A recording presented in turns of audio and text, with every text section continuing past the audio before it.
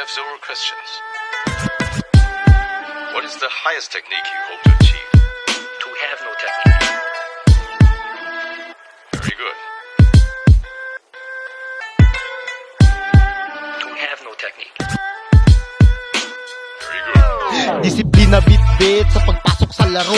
Normal na maipit pag may hindi magkasundo. Tsak may sisirit pag may humirit. Naku dun gumilid, baka magkadamayan. Masali pa sa gitgitan. Nagkumpukan mga sabik na masilayan. Sila nagpatayan habang ako ay abala. Akala natirikan, dyan sa maling akala, dyan katitirikan. Pinipilit na itapon nitong may sinabi. Sa personal, literal na lumalagari. Kahit na walang makinig, malabong gumarahe. Lalo pag pinanggalingan, balak mong masage. Asahan sa batuan, di mababakante. Pagsalangan sa durugan, ako'y sabik palagi. Kung sa views, unahan sige sa'yo na pare. Nasa loob na ako ng kampong sabik na mangarme. Ng mga bobong talampasan, kultura, gustong gatasan. Sasalingin mga ugat para sila magkinangan. Pero di naman kailangan sa pila magtulakan.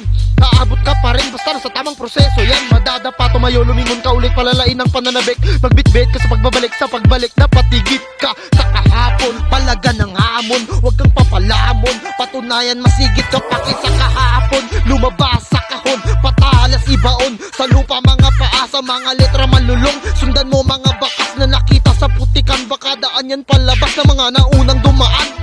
Unang dumaan.